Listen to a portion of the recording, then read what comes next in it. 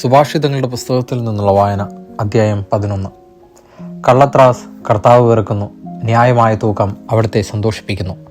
അഹങ്കാരത്തിൻ്റെ പിന്നാലെ അപമാനമുണ്ട്, വിനയമുള്ളവരോടുകൂടെ ജ്ഞാനവും. സത്യസന്ധരുടെ വിശ്വസ്തത അവർക്ക് വഴികാട്ടുന്നു, വഞ്ചകരുടെ വക്രത അവരെ നശിപ്പിക്കുന്നു. ക്രോധത്തിൻ്റെ ദിനത്തിൽ സമ്പത്ത് പ്രയോജനപ്പെടുകയില്ല, നീതി മരണത്തിൽ നിന്ന് മോചിപ്പിക്കുന്നു. നിഷ്കളങ്കന്റെ നീതി അവനെ നേർവഴിക്ക് നടത്തുന്നു, ദുഷ്ടൻ തൻ്റെ ദുഷ്ടത നിമിത്തം നിവദിക്കുന്നു.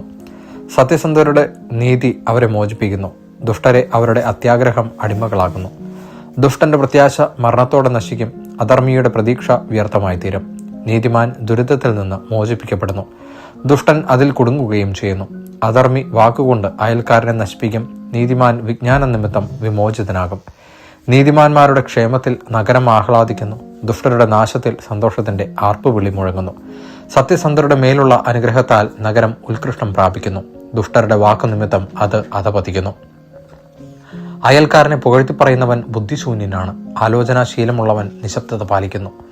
ഏഷണി പറഞ്ഞു നടക്കുന്നവൻ രഹസ്യം പരസ്യമാക്കുന്നു, വിശ്വസ്തൻ രഹസ്യം സൂക്ഷിക്കുന്നു. മാർഗദർശനമില്ലാഞ്ഞതിനാൽ ജനത നിലം പതിക്കും, ഉപദേഷ്ടാക്കൾ ധാരാളമുണ്ടെങ്കിൽ സുരക്ഷിതത്വമുണ്ട്. അന്യന് ജാമ്യം നിൽക്കുന്നവൻ ദുഃഖിക്കേണ്ടി വരും, ജാമ്യം നിൽക്കാത്തവൻ സുരക്ഷിതനാണ്.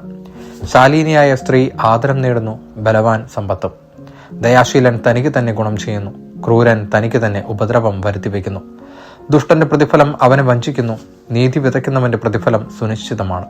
നീതിയിൽ നിലനിൽക്കുന്നവൻ ജീവിക്കും, തിന്മയെ പിന്തുടരുന്നവൻ മരിക്കും. വികടബുദ്ധികൾ കർത്താവിന് വെറുപ്പുളവാക്കുന്നു, നിഷ്കളങ്കർ അവിടുത്തെ സന്തോഷിപ്പിക്കുന്നു.